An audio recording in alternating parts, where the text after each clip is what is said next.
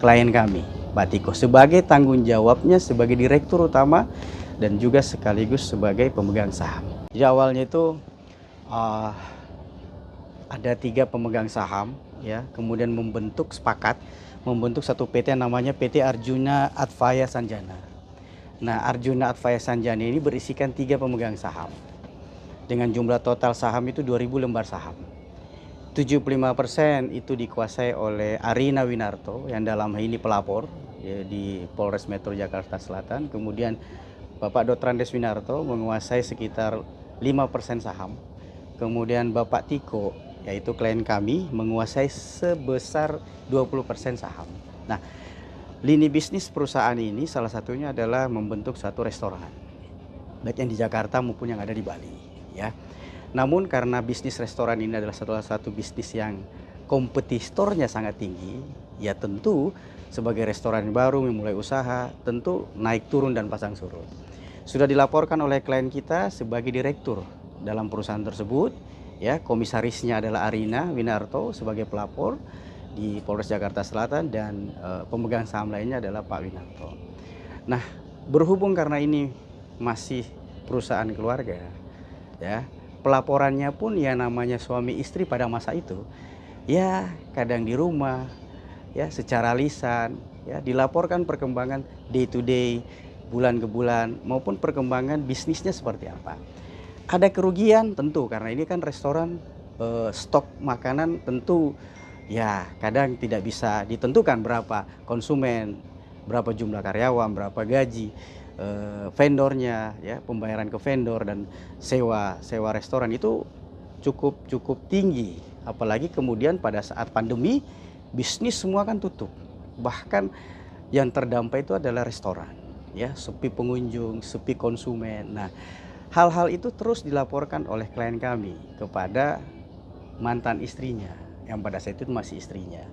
Dan dikatakan oleh klien kami, menurut informasi klien kami, bahwa istri beliau pada saat itu, saudara Arina Winarto yang menjadi pelapor, mengatakan bahwa ya sudah, itu urusan kamu, benahi saja, ya, karena itu urusan kamu sebagai direktur, kamu benahi. Laporan-laporan terus berjalan, memang agak sulit restoran ini, apalagi menghadapi pandemi, dan pada akhirnya restoran itu tutup. Kewajiban restoran itu tentu ada, karena kita harus bayar vendor, gaji, terus sewa gedung dan segala macam, dan itu masih dilakukan pencicilan oleh klien kami, Batiko, sebagai tanggung jawabnya sebagai direktur utama dan juga sekaligus sebagai pemegang saham.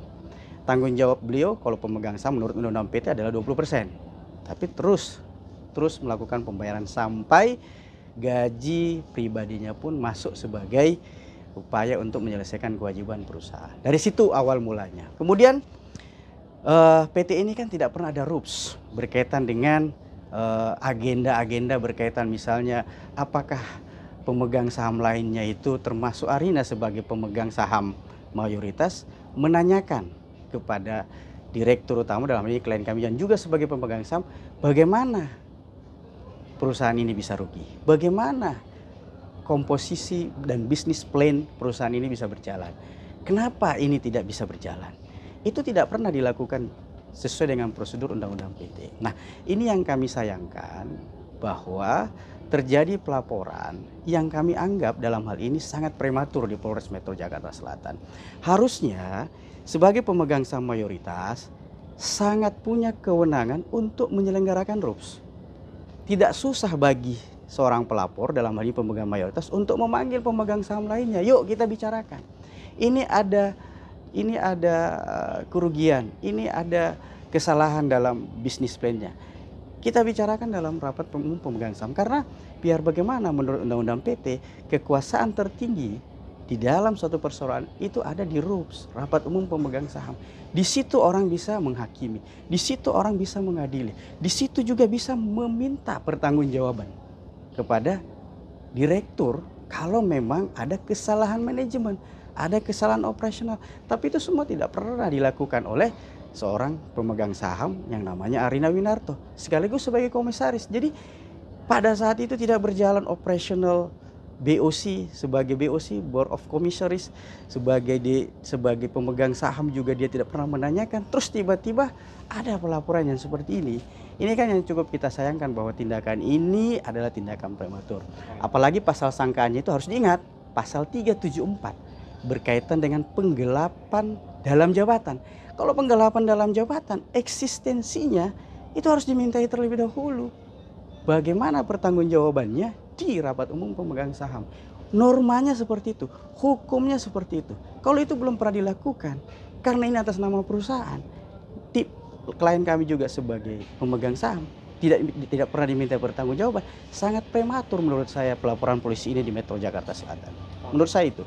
Bang, berarti ini ibarat kasarnya berarti memang ini permasalahan murni bisnis keluarga ya, Bang? Sebenarnya kalau kita melihat ini adalah bisnis keluarga yang belum tuntas sebenarnya secara profesional melalui rapat umum pemegang saham.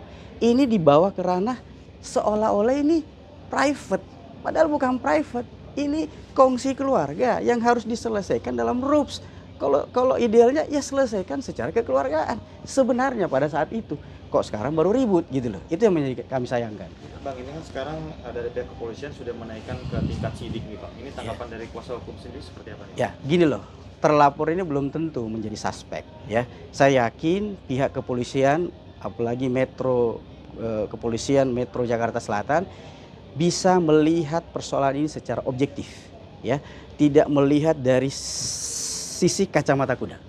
Bahwa ini harus dilihat bahwa ini ada pertimbangan A, pertimbangan B, pertimbangan C, sehingga saya meminta dan memohon kepada pihak penyidik untuk betul-betul teliti melihat data fakta seperti apa. Apalagi sebenarnya audit keuangan yang sifatnya independen itu harus ditentukan dan diminta dalam rapat umum pemegang saham. Nggak boleh saya mau minta walaupun saya pemegang saham mayoritas, saya mau audit, nggak bisa. Itu harus disetujui oleh rapat RUPS dan ditunjuk siapa auditor yang bertanggung jawab untuk mengaudit.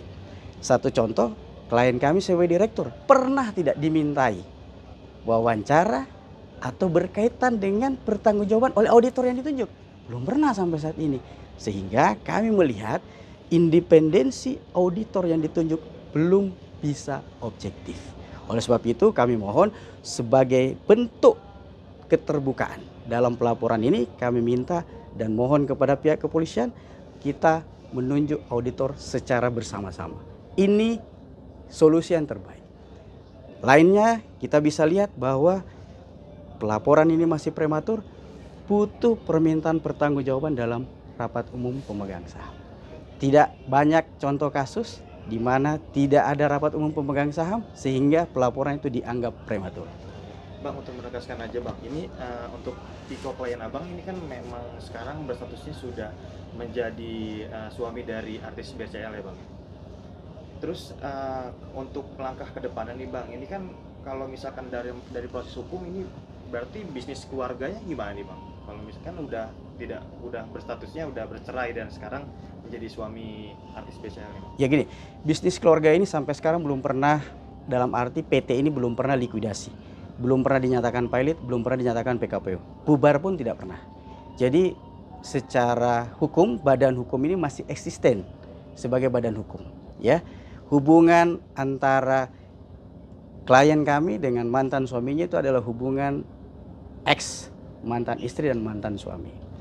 Mas Tiko dalam hal ini sudah bahagia dengan pilihannya bersama dengan Ibu Bunga Citra Lestari.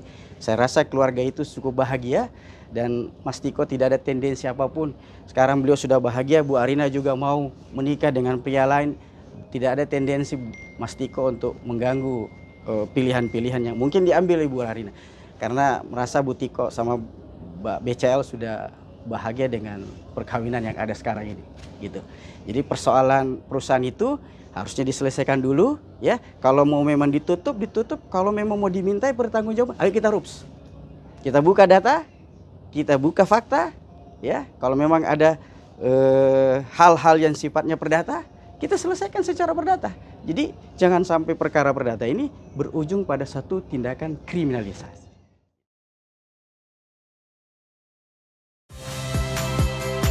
Saya Valentina Sitorus. saksikan program-program Kompas TV melalui siaran digital, pay TV, dan media streaming lainnya. Kompas TV, independen, terpercaya.